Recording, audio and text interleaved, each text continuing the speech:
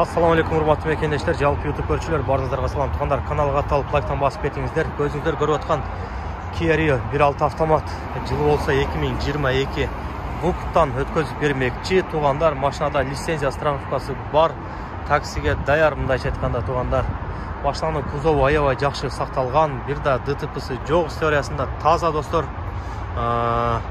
Состояниясы аябай жакшы дейт, катализатор ордунда, тугандар, кожаный чехолу бар, Ева коврик жана стеклоподъемниги бар, тугандар. 4 стеклоподъемник, мультируль, мультимедиа, тугандар.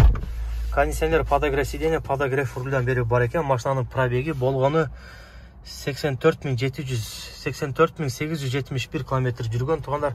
Анан болсо условиясы боюнча айтсак, биринчи взнос 600 000, калганы 24 ай 57.500 рубльден төлөп алмак экенсиздер. Эгерде кимде ким алган болсо бул машинаны, тугандар, ушундай машинанын эсинин номерин мен видеонун алдына калтырып кетемин. Өзүңүздөр келип машинаны по факту көрүп, айдап көрүп, эгерде машина жаккан болсо өзүңүздөргө машинаны өткөзүп алсаңыздар болгудай, тугандар. Машинада эч кандай чейилген, сынган же болбосо мындай немелери жок экен. Өзүңүздөр көрүп атасыздар, кожаный чехолдо, салон аябай жакшы.